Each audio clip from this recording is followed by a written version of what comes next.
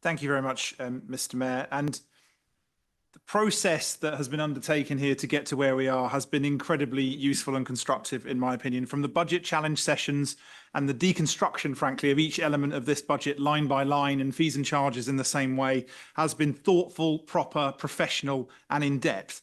And Mark, as ever, your patience with members and indeed your executive colleagues and the experience that 6 years as our finance portfolio holder here shows, added that to the experience and skill of our finance team, we are exceptionally lucky to have them all. The Leader of the Opposition used over 20% of her speech to rail against the current government before getting anywhere near the local Waverley budget.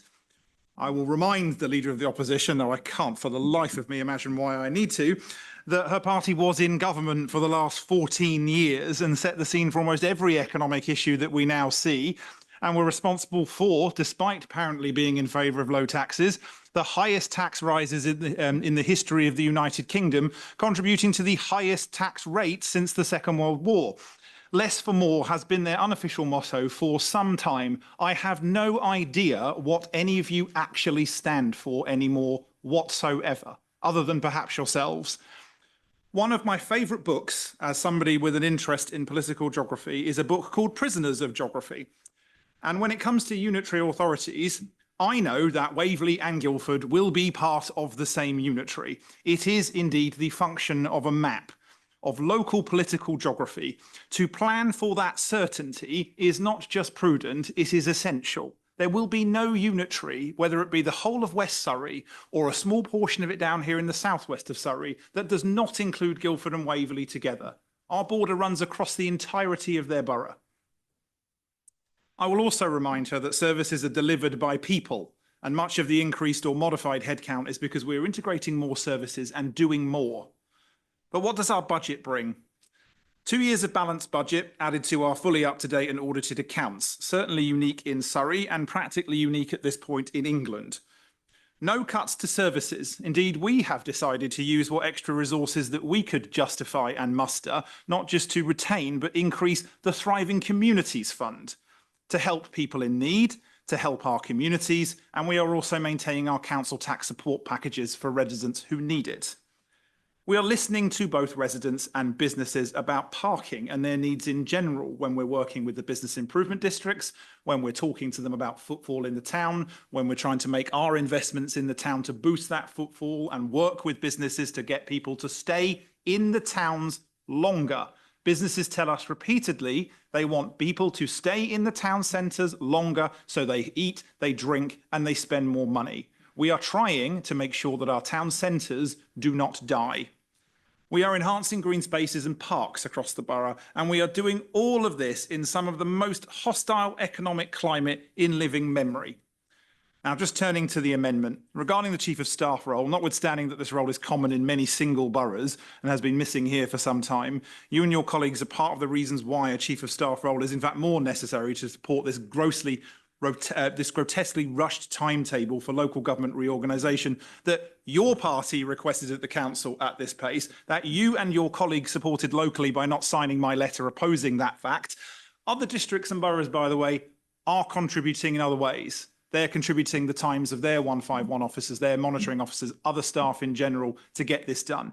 Right now, we're having to spend a huge amount of time, by the way, looking at debts racked up, largely before 2019, in Woking, Runnymede, Surrey Heath, Spelthorne and Surrey County Council itself. Can anyone guess, I'm not going to tell you the answer, but can anybody guess the connection between all of those boroughs and districts that I've just mentioned? Is there any mystery to you what we're actually dealing with here? In my day job, by the way, I actually work a lot with the defence unions, and I see every day the value in working with unions to maintain a good relationship with your staff, especially when you're about to undertake serious transformation.